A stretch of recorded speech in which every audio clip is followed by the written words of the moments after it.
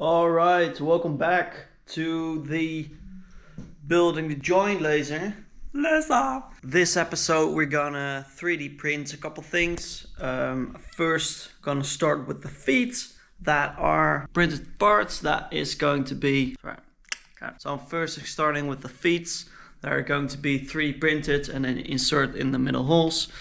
Maybe I will thread them, so there will be but I am going to start with a pressure fit. Yeah, pressure fit. I think that's the best one. So I need one or two sizes. 2 on the end, so that's 20/20, and 2 on this corner, that is 20/40. So let's start measuring.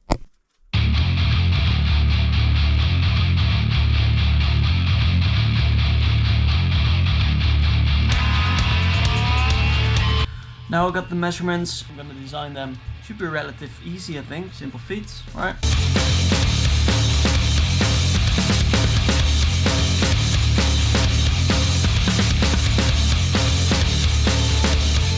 Alright, next up are the hinges. The giant hood is going to be here, and I wanna have maybe 2, 3 or 4 hinges to open the hood. I can just buy them, but I got a good 3D printer. I wanna use These are tuning pins from pianos, and I have them laying around for a couple of years now. I think maybe 5 years. And I got loads of them. And I think that will be really neat as the pin for the hinge. Also, I want to make the design of the hinges symmetrical. So the ones on the hood and the ones on the frame are exactly the same. I just can print it. I will slide this pin in. I can slide them in the correct position, and then it should work, right? If I have 2 mirrored, the hood itself cannot slide, so I don't need to adjust it and make it strong or not. So I don't need to make an asymmetrical design. I think that will work. I don't know, I think it will work. Let's print and make.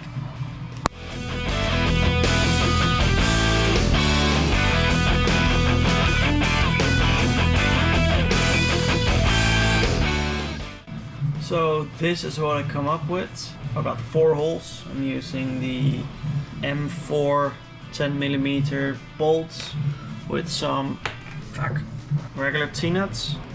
Here you go. With some regular T-nuts, I'm using 4. Maybe I can use 2, but I think I will use 4 for this one. Let me rotate it real quick. So it's one piece, symmetrical, so this one is as long as this one. In here is the bolt, or the piano thingy-thing, piano tuner pin, yeah. That's going in here, and the other one is gonna slide in there. I think it will work. Let's send it to the printer. Oh look, the feet are almost done. Fuck yeah.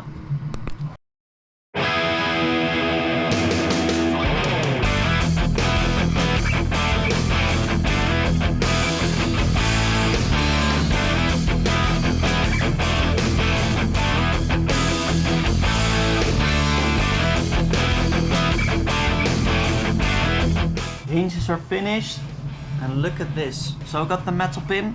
Apparently this side is just slightly bigger than the other side, and I dimensioned everything on the pointy bit, so this is really good. So I'm sticking this one in, just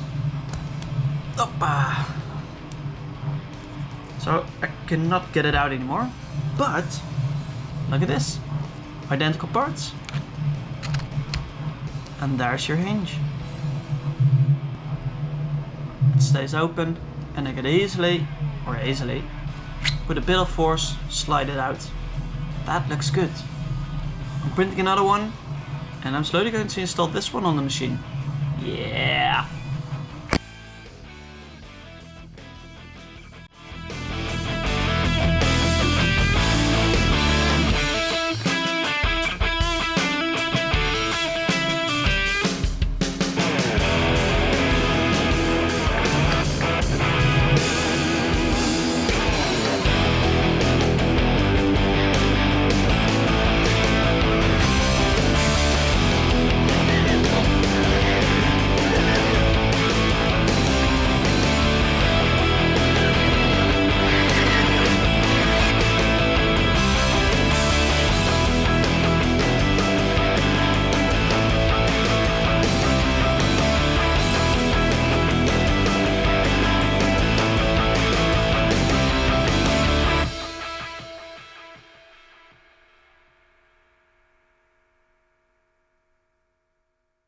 So I have to confess, I stopped filming halfway the process of building the laser. I'm still continuing, but I just didn't document everything. Whoop!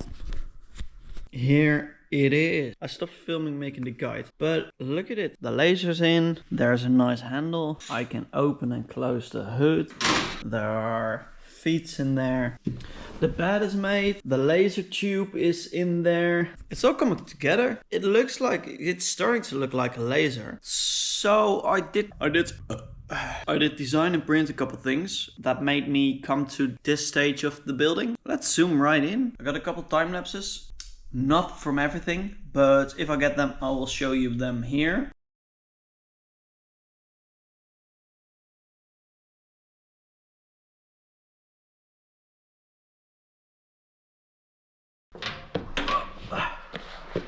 So, I'm not sure if you can see it, but here's some small feet.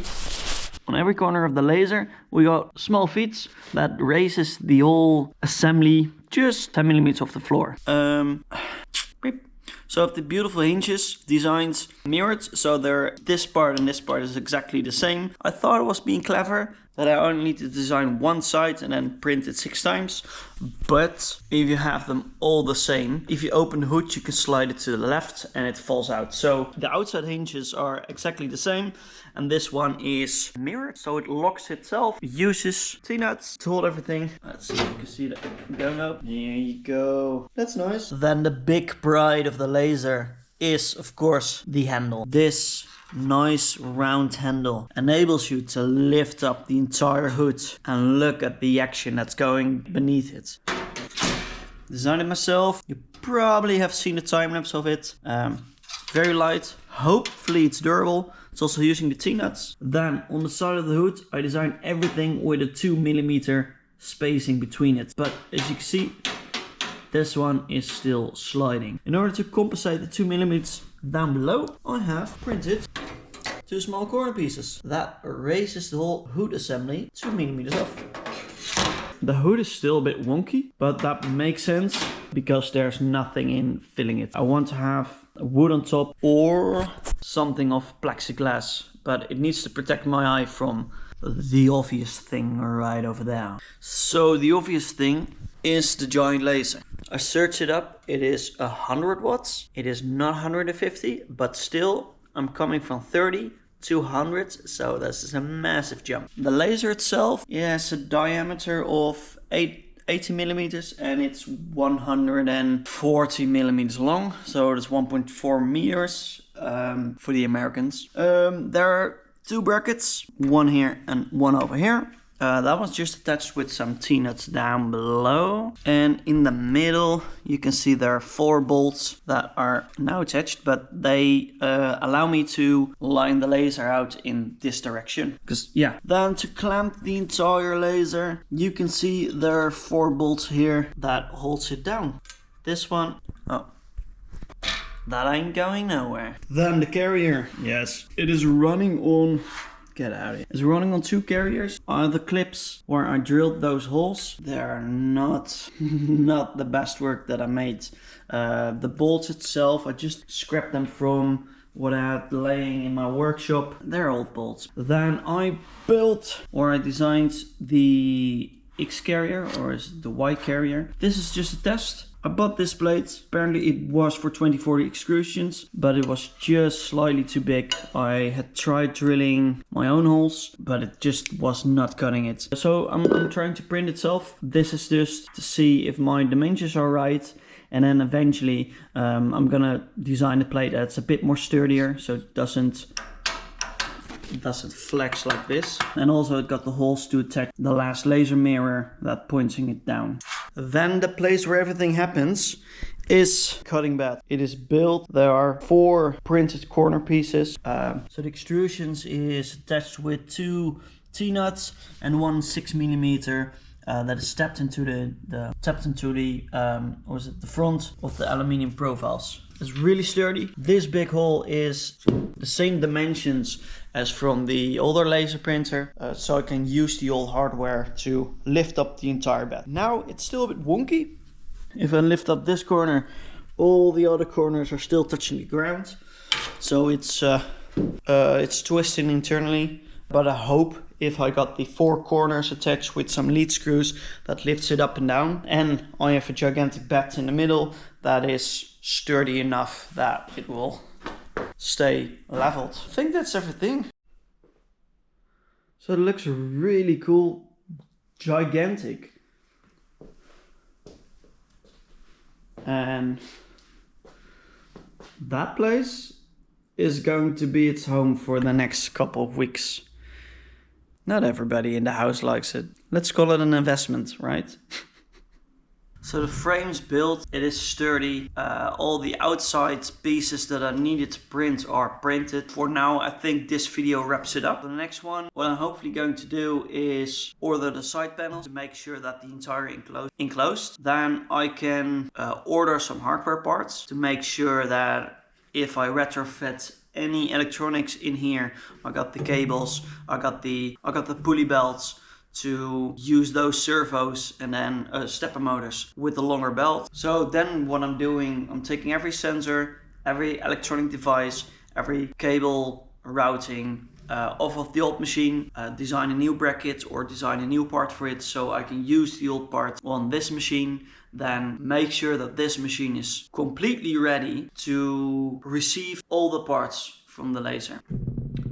That's going to be a bit of a challenge, but I like a bit of a challenge. Alright, for now, rock on. Hopefully stick along the journey of building this gigantic laser, and hopefully stick along enough to see the end, right?